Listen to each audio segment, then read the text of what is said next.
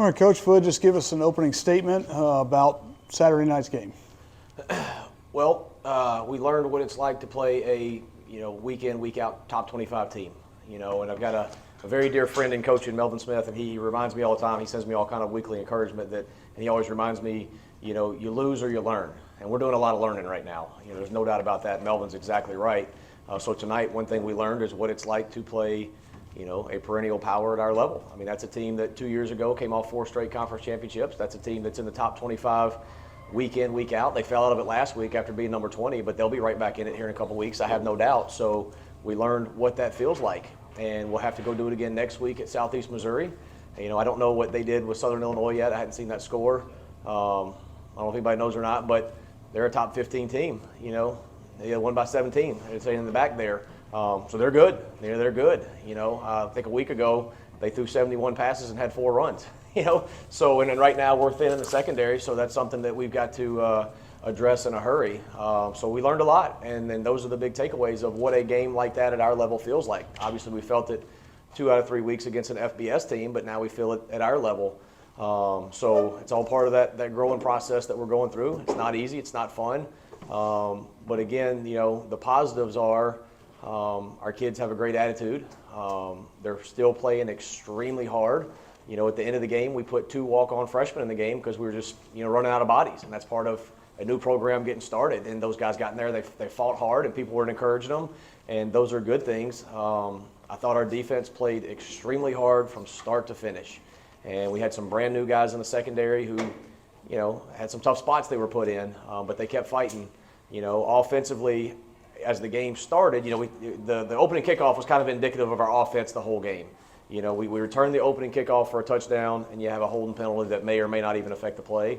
And then the first drive, maybe first 2 drives, offensively was the same way. You get a couple plays, you get a first down, and then you got a quarterback sneak where you make it, and the ball pops out. Those are things you just can't do. You get a first down, then you get, a silly penalty, and those are things you can't do. So I think offensively, all week long we were really excited about our game plan, and I think there were still some things there, but when you put yourself behind the chains with the penalties and things like that, you can't overcome them. So we're learning a lot. We're growing. But again, I say it every week, and I get tired of saying it, but it's true.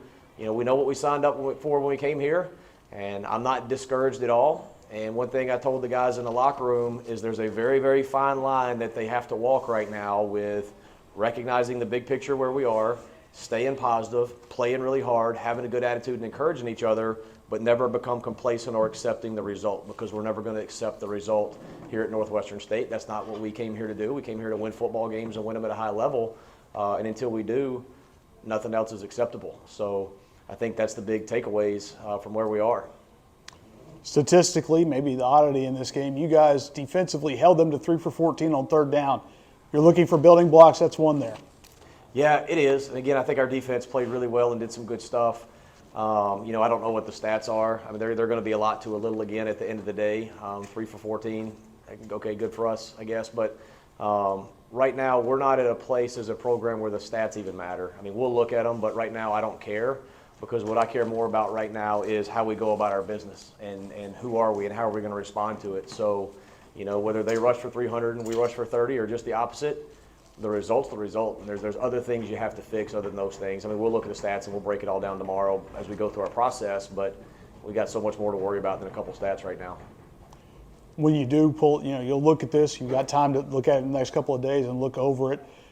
Just coming off the field at this point, I mean, do you feel like there's anything you're going to see that looks a little bit better than what you saw? Yeah.